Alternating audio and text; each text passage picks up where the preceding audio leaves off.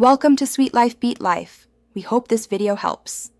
Encountering a VAL7 error in Valorant can be quite frustrating, especially when you're ready to play. This specific code generally means your game client isn't able to establish a stable connection with the Valorant game servers. It might pop up due to various reasons, like a network glitch, a temporary server issue, or even your local firewall acting up. But don't worry, we're here to guide you through some simple steps to get you back into the game. When VAL7 hits, the first thing to try is always the simplest.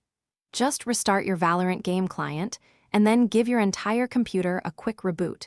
Next, make sure your internet connection is actually stable and functioning well. Maybe try opening a few websites to double-check. It's also a good idea to quickly visit the official Valorant server status page, just to see if there are any widespread outages that might be causing the problem for everyone. If a simple restart doesn't work, let's try some slightly more advanced fixes. First, double-check your Windows Defender firewall or any third-party antivirus to make sure it's not blocking Valorant or its anti-cheat Vanguard. Adding them as exceptions often helps. Next, try flushing your DNS and resetting your network configuration. This can resolve many connection problems.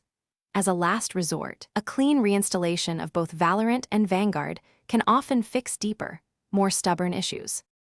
Your specific network setup can sometimes contribute to a VAL7 error. If you're using a VPN, try disabling it temporarily. Valorant's anti-cheat system sometimes conflicts with them. A quick power cycle of your modem and router can also work wonders. Simply unplug them for about 30 seconds, then plug them back in. This refreshes your entire home network.